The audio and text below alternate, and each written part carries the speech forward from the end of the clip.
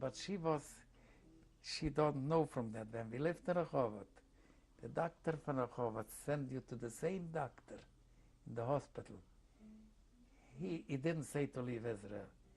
Could you go out for a year with your wife that she will? What could I? I didn't have money for this. This is a continuation of tape 5.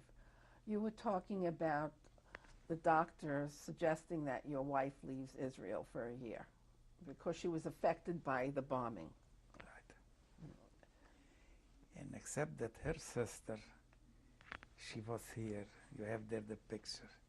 She was all the time. Look what's happened. You have 3 sons, they will be soldiers. Because in that time, before 56, every 2 weeks, 3 weeks, he was called into the military. Come and come. She didn't want to come. Don't listen to my sister. But I listened. And when did you come to the United States? What? When did you come here? 60. 1960.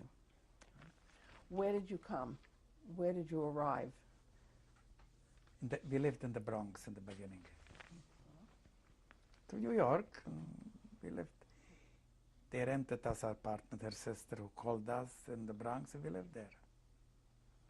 What type of work? We came the 24th of March, and the 1st of April, we had an apartment. What type of work did you do here? The first year I worked on a Swedish family. They was making rulers, the folding rulers. I worked there about a year. Then I worked 5 years in a plastic factory. It was a very hard work. I worked 70 hours a week and trained at least 4 hours a day. But it wasn't bad paid. I had a lot overtime. Then I find out I had a landsman, he had nursing homes. And my brother-in-law worked by him like his accountant. And the plastic was a very hard job. I told him, Herman, could be you can arrange that he will give me a job. A few weeks later he called me, okay, to come in, and I started to work in the nursing home. And I worked till I got a heart attack. What did you do in the nursing home? Executive housekeeper. And when did you get your heart attack? I was then 62, 14 and 16, 74 about. I'm not working already over 20 years. Can you give me the names of your children and grandchildren? What? The names of your children and grandchildren. We are used to give names after they died, but not them. No. Could you tell me, I meant to ask you, could you tell me the names of your children and grandchildren? Yeah. Yeah. Okay. My kids have the name after the family, but their kids no. My kids is Yaakov Koppel, the eldest one, Yechiel, and Arya. These are my kids. And who are their wives? What? Who are their wives? Your son's wives. The son's wives. The oldest one is Henya Gittel. The second one is Sheila. The third one is divorced. And could you give me the names of your grandchildren?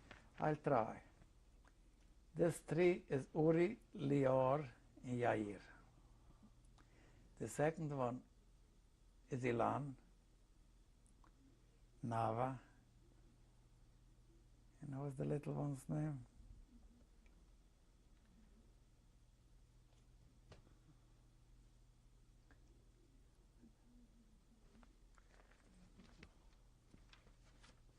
What is her name? I see it here.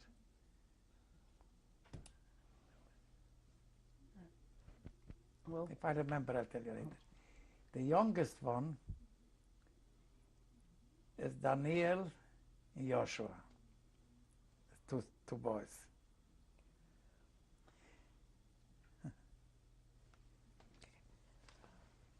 in looking back over your experiences during World War II and afterwards, what gave you the strength to survive? He gave us the strength, not me. He gave us the strength. I have a little thing I would like to read it off, but it's not. Can I take it? You will tell me. I have it written down. I want to read it out. Okay. Well, we'll get it in a minute. Okay. Okay. Okay. What effect? Nobody else. What effects have the Holocaust on your present life? It will never go away. You will all remember this and this. And I belong to Bnei Zion. I told you we have a cemetery. We build there a monument. Every year before Rosh Hashanah, we go there for a day of remembrance, how you call it. Then we have there the president of Bnei Zion says a little speech. And every year a kid from a Holocaust survivor says a speech, not big. And they bring a rabbi. Every year. Not every year is less. We all older people, you know all this. Do you have any dreams? What? Do you have any dreams of the Holocaust? I can't say that, no. I have it and I see it, not in dreams, I see it every day in life. How do you see it? I see that he was killed. To tell you once the truth, in Israel we sat once down, both. We started to count near families, grandparents, uncles, cousins, was killed. We reached 56. By the 56 we said we don't go anywhere. Don't talk about me. We never talked about it. You know what that means? If you was near or not near, but she has sister, mothers. I have a mother and stepfather. Stepfathers also men come home nothing. But what are your religious beliefs? I'm still can say a religious man, not like I was, because it took. You live 5 years not on the Jewish religion. You eat trife, you work Shabbos. You know it. I never came back to be what I was before. But I go Shabbos in shul. We have a kosher kitchen. I keep the Jewish holidays. We don't go to the subway on Shabbos. What is important to you? What? What is important to you? To be open with you, I would like to see a glancing Israel that we go up and up and up. That's what I would like to see, with all of us together. This is my greatest wish. What advice would you like to give your children and grandchildren? To be good Jews. I don't schmish so much in religion, but to be Jews and keep to be Jews, and that's it. That's what my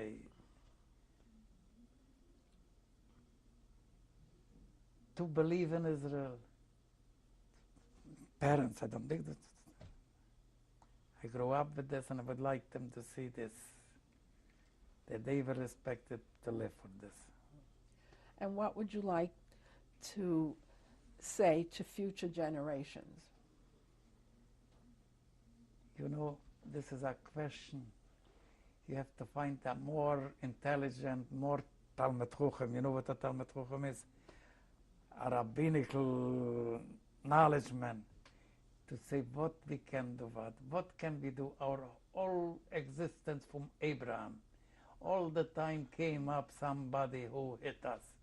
It was Abraham had one son was Ishmael, the Arabs. Isaac has Yaakov and Esau. I don't have to tell you what he faced. Then came Paro, Egypt. Then came the Romans in Israel. They tore down the Holy Temple. The Spanish Inquisition.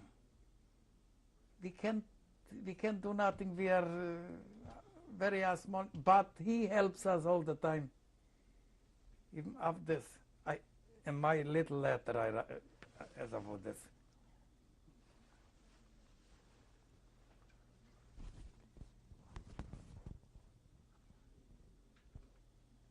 This is a continuation of tape 5. You would like to read something.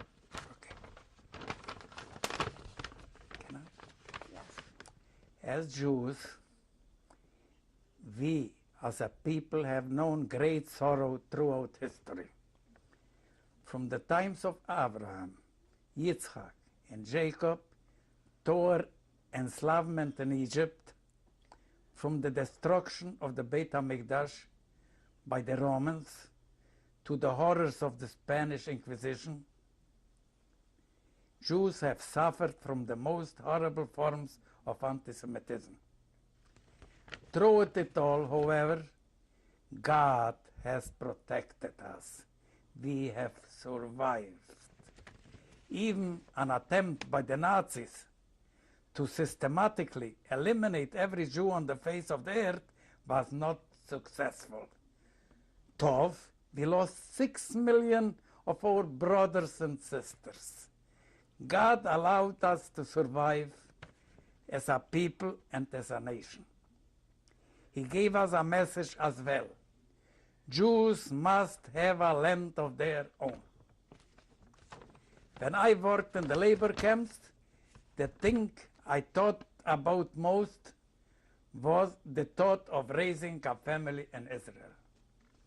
The dream of it kept me going. It made me want to survive. I thank God every day for the creation of the state of Israel. Thank you very much. It's okay? Today is April 16th, 1997. I'm interviewing the Rosenrauch family. Mr. Rosenrauch, could you introduce us to your family? This is my wife Sarah. She was born Moshkovich. She sits near to me. This is my oldest son, Yechiel. No, not all. Herov. It's not the oldest son. My son, not the oldest, right, the middle one. He was born in Israel. April 9, 51. 51. 51, right. Then we have Yaakov's son, Yair. He was born November 22nd, 1976. nice, very nice boy. He goes in college. He's the youngest son from Yaakov. Then behind me is Yechiel's son, the oldest one, Ilan. He was born. October 3rd, 1980. And then comes the daughter, Nava. She was born June 7th, 1984. Who is after Nava? And I have another daughter, Yael. She was born November 8th, 1992. what? Yeah. And what is your wife's name? My wife's name is Sheila. Sheila. Where is your younger brother? Arya. My younger brother is not here right now. His name is Arya. He was born in 54 in November. He lives in New Jersey. He has 2 boys. The oldest one is Daniel Hillel. And the little one is Shapsa. He has 2 names. Joshua. What? Joshua. Shapsa Yeshua. 2 names. They live now in New Jersey. Could you tell us how it was for you growing up as a child of a survivor, or 2 survivors? That's a little difficult to tell. My parents never talked much about it. My father more so, as you could see, talked about the camps a little bit. My mother never talked about it. I never liked to talk about it. I know Ilan at one point tried to interview my mother the same setting as this, and it got nowhere. So discussions weren't there. You know, it was like on the periphery. You knew things were happening. In my mother's case, as you've seen the picture of the entry into the concentration camp. We had some idea what was going on, something to relate it to, but no discussions in the house. They never opened up, never told us anything of significance anyway. Always, you know, the third party, the fourth party of what happened. Would you have rather that they told you? Oh, absolutely, absolutely. Would have been good for us, good for the kids. And we had even offered them, my wife and I did a while back, here's a tape recorder. Go ahead, just talk. Nobody has to hear it right now, just talk. Couldn't get them to do it. What do you think of what they're doing today? I think it's terrific. I think putting it down on tape is a good idea. It'll be something that not so much our generation anymore, but these two and their children, because it's going to be forgotten otherwise. And they'll get some feel for what really went on, because it's hard to imagine, I mean, for us.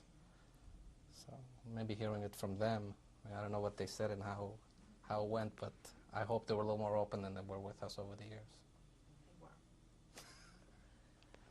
Would you like to say something? Good. You tried to get your grandma to talk about the Holocaust. You weren't successful.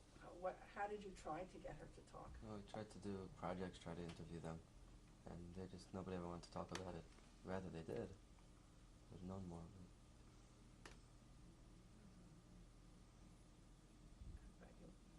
Well, my grandparents always told me stories about their years earlier in Europe, but they never told me any stories of those years.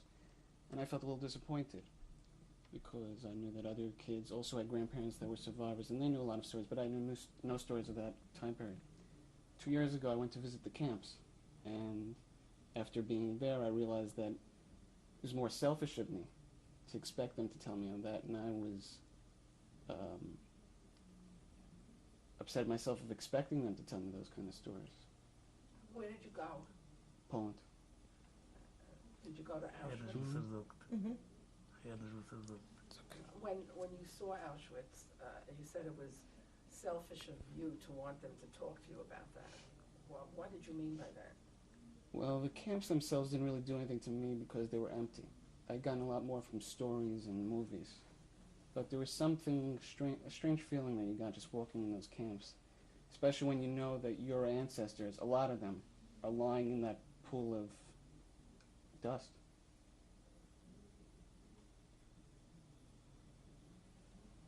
Mrs. Rosenrauch, would you like to make a comment? You. Me?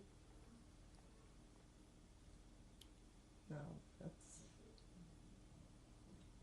I'm just happy they are here with me, all of them, and...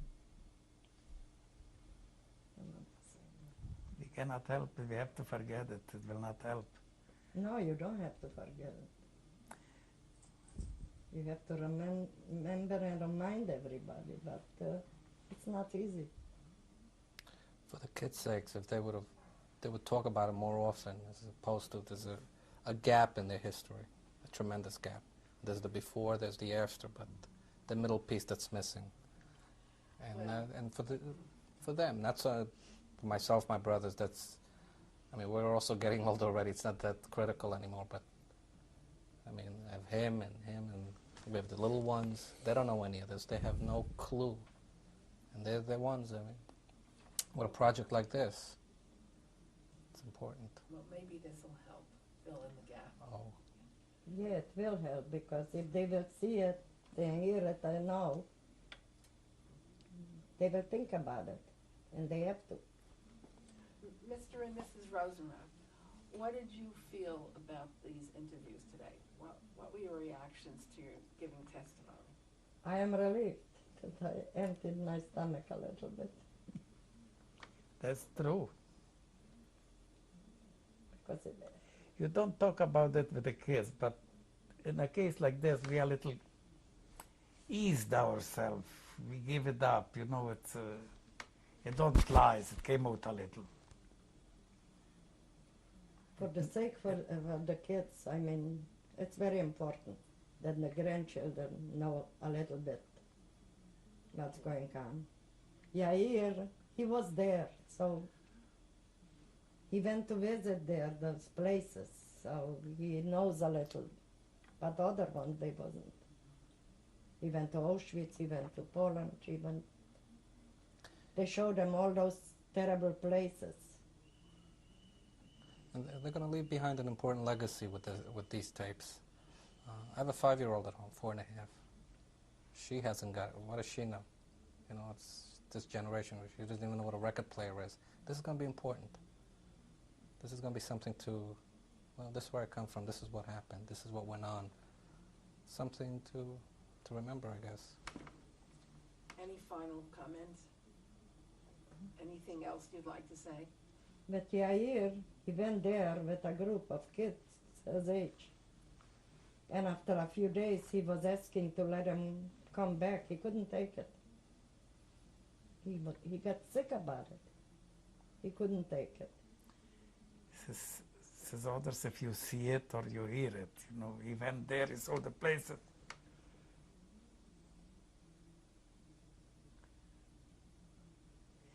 You know, it was times not in our company.